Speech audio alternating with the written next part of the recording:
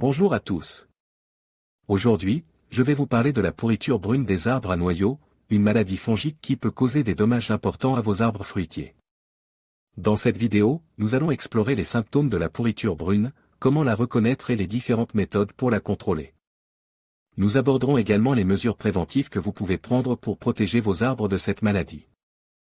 Alors, si vous avez des arbres à noyaux dans votre jardin, restez à l'écoute pour en savoir plus sur la pourriture brune et comment la combattre. Comment sauver vos cerises et vos prunes d'une maladie dangereuse? Découvrez les moyens de lutter contre la pourriture brune des arbres à noyaux.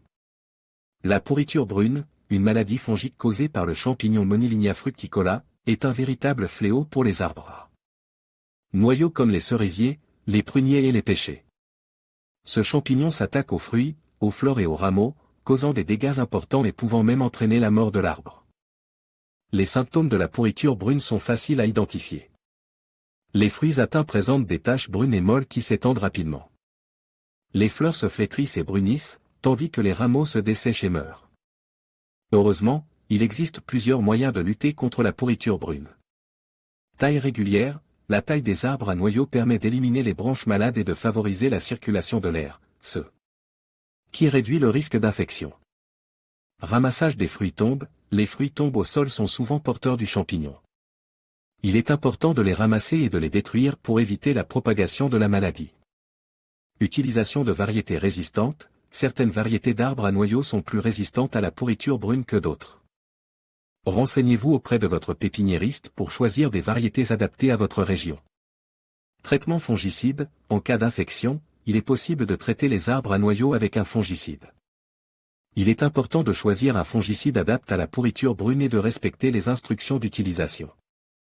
Pulvérisation de bouillie bordelaise, la bouillie bordelaise est un fongicide naturel efficace contre la pourriture brune. Il est important de la pulvériser régulièrement, surtout pendant les périodes humides. La pourriture brune est une maladie grave qui peut causer des dégâts importants aux arbres à noyaux. En suivant les conseils de prévention et de traitement, vous pouvez protéger vos arbres et profiter de délicieuses cerises, prunes et pêches. Likez et commentez la vidéo pour nous soutenir. Vous abonnez à notre chaîne pour ne rien manquer de nos conseils. Partagez cette vidéo avec vos amis et votre famille pour les aider à protéger leurs arbres. Commençons par le commencement, qu'est-ce que la pourriture brune, et comment la reconnaître sur vos arbres fruitiers? La pourriture brune, causée par le champignon Monilinia fructicola, est une maladie fréquentée et dévastatrice qui affecte les arbres à noyaux comme les cerisiers, les pruniers, les pêchers et les abricotiers. Elle s'attaque aux fruits, aux fleurs et aux rameaux, causant des pertes importantes de récoltés et pouvant même entraîner la mort de l'arbre. Alors, comment savoir si vos arbres sont touchés par la pourriture brune?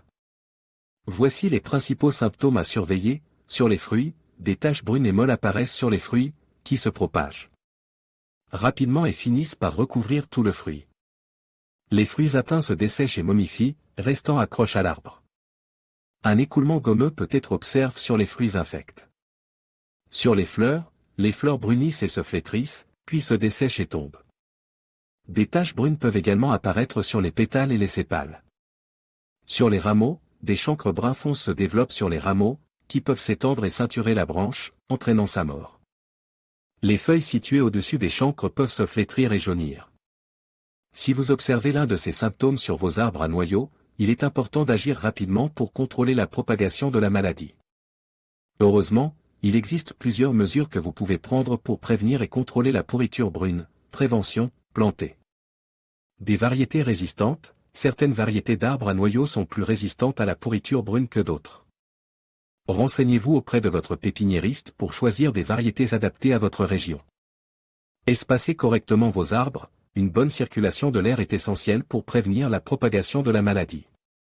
Plantez vos arbres à une distance suffisante les uns des autres pour permettre à l'air de circuler librement.